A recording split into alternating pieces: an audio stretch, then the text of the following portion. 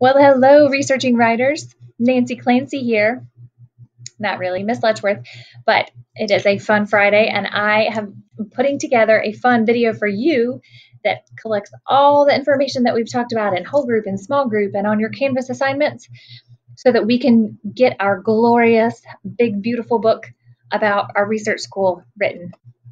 I can't wait to see your beautiful writing. We need a few things to do that, though. Number one is your ELA literacy notebook, or your packet from the beginning of the school year. It should say on the first cover page, assessment overview and resources, but it'll say grade 2, module 1. This was the one you got a way long time ago, not the most recent one. Module 1. If you turn to the 5th sheet, you'll see this, the most important thing about school's book. And these are the pages that you're going to use to write your sentences. If you don't have that again, your notebook is just fine. You're just going to follow page by page like you would in your packet. Next, you'll need pages 41 and 42 of your purple and white notebook. This is where you've already should have written down your research school similarities and differences. 3, a pencil for your best handwriting. And 4, colored pencils or crayons for some beautiful illustrations. So let's remind ourselves, what in the world is a paragraph anyway? It's a bunch of information about the same topic. Remember when we did focus, problem, solution, conclusion, when you wrote about a school, you told that there was a problem and a solution in this part of the world.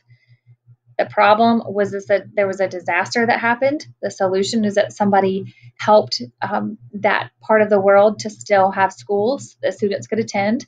And the conclusion was restating what you said in the beginning.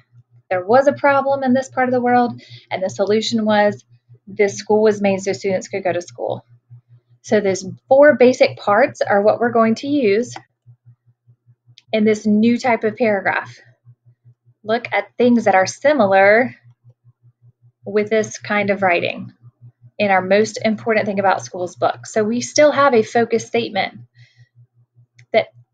and then we have our information, not about the problem, but about the differences between the 2 schools, the research school you chose and our school, Matthews Elementary.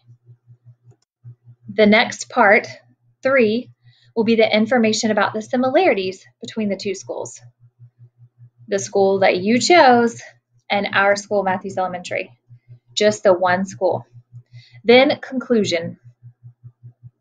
You need to do each of these 4 parts to have your complete book or paragraph. So the job of each part, let's remember what each thing does. The focus statement. Focus introduces the topic. Differences. Tell the difference between the school that you researched and our school. Similarities. Tell how the 2 schools are alike. And conclusion is a way to restate the focus statement to remind the readers about what you're teaching them about. So we're going to start with our focus statement. The most important thing about school's book. You will have that page open if you have your packet. If you have your notebook, you will want to write in your notebook a title page so you'll know where to come back to. The most important thing about school's book. You're going to jot that on the very first page of your notebook. Then on the next page, you're going to be on page 1 with your focused statement. Remember, you're introducing your reader to the topic. What are you going to teach them about today? And as I've told many small groups, you can copy the sentence they have here for you. I love when you guys get creative and you put things into your own words, so feel free to do that. But you may also use the very focused statement that you see here on the screen. Schools around the world may be different or they may be similar. It's easier if we write our words first in our notebook and then draw a picture underneath here. All right, the only difference if you're writing in your packet is you'll write your words at the bottom and then your picture at the top. This teacher forgot to use color, so don't forget to use crayons or colored pencils to add color to your illustration. Next up, we're going to go to the next page and tell our differences. Remember, you chose one research school. That is the school you're focused on. focusing on. So if you chose tent schools, you're going to stick with tent schools through this whole book. If you chose boat schools, you're going to focus on boat schools and the differences and similarities from boat school to our school. Okay, so let's look at the next page for how schools around the world can be different. I would flip to the next page, and I'm going to write the detail number 1 from page 41 in my workbook. Okay, this is why this is so important, is because you're thinking about the differences that you already jotted down. You're just going to put them in your best, neatest handwriting with a couple extra parts on a new page. Okay, so let's look at the example on the screen here. In the rainforest school in Brazil, there are 19 children in the school. In my school, there are hundreds of children. So here we see this teacher has put detail number 1 about the number of children in school onto the next 2 pages of her book. So here's how that might look. You need to say which school and where. For example, if you are doing boat schools, you might start your sentence the way I did. On boat schools in Bangladesh, and I would tell the difference. I did the wrong symbol there. Flip the page. In my school, and tell the difference. Maybe it was about the number of children that attend class. Maybe it was about the different subjects that we learn compared to the school that you researched.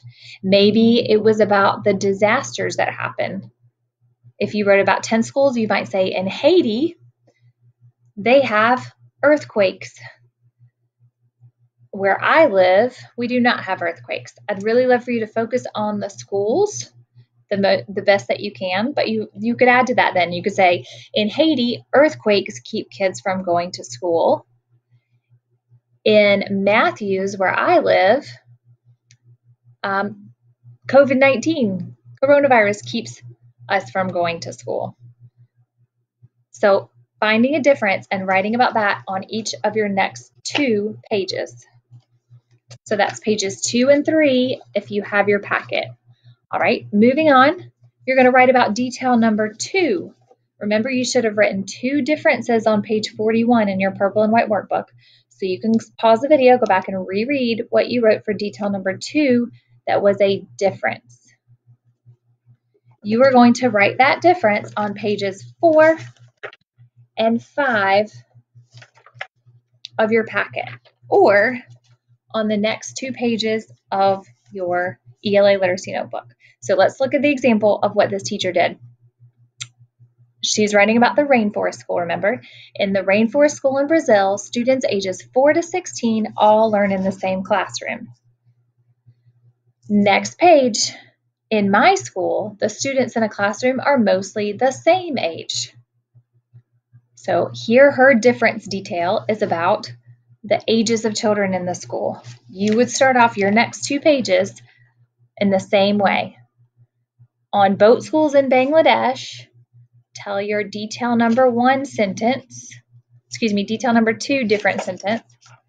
In my school, and tell what you wrote about that difference on the last difference page, page 5.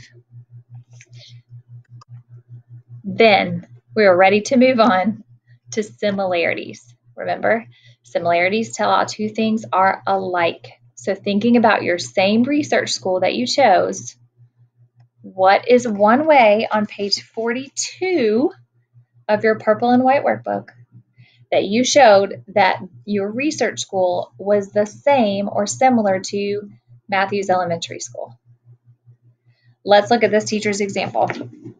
Students at the Rainforest School in Brazil use the internet to learn. So do we. You're going to take your idea that you've already thought of for your research school, and we're going to add it into our writing. Here in our book on page 6, it says schools around the world can be similar. You're going to write sentence number 1 of how your school is similar, the research school is similar to our school. For example, On both schools in Bangladesh, students use wireless internet. In my school, we use wireless internet for remote learning too. You're going to repeat the same process just like you did for differences, but for similarities. So think about what you wrote again on page 42 for detail number 2, similarities.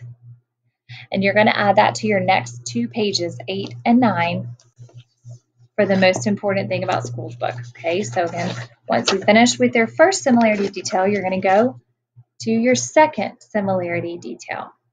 Let's look at this teacher's example. Let's go back. At the Rainforest School, students learn math and science. This is a lot like what we do at our school. We learn math and science too. Remember, your research school and our school probably had similar subjects that we learned.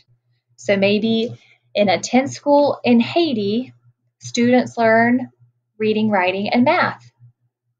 Next page. In my school, we learn the same things. Then you are finally ready for your last part, guys, which is conclusion. Remember to remind your reader what you are teaching them about. And here's another opportunity. You don't hear Ms. Letchworth say it very often, but you can copy the sentence that this teacher has created for you. These 2 sentences, actually. I would like for you to have a strong conclusion. So if you're not sure how to put this part in your own words, you may write what this teacher wrote for you. Schools around the world may be similar or they may be different, but the important thing about schools is that they are places where you can learn new things.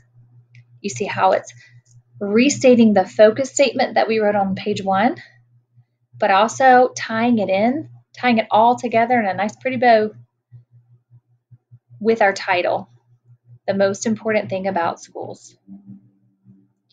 That will be written on your very last page 10 of your book, or in your ELA literacy, or excuse me, in your packet or your ELA literacy notebook. Then you have finished your research school paragraph or book.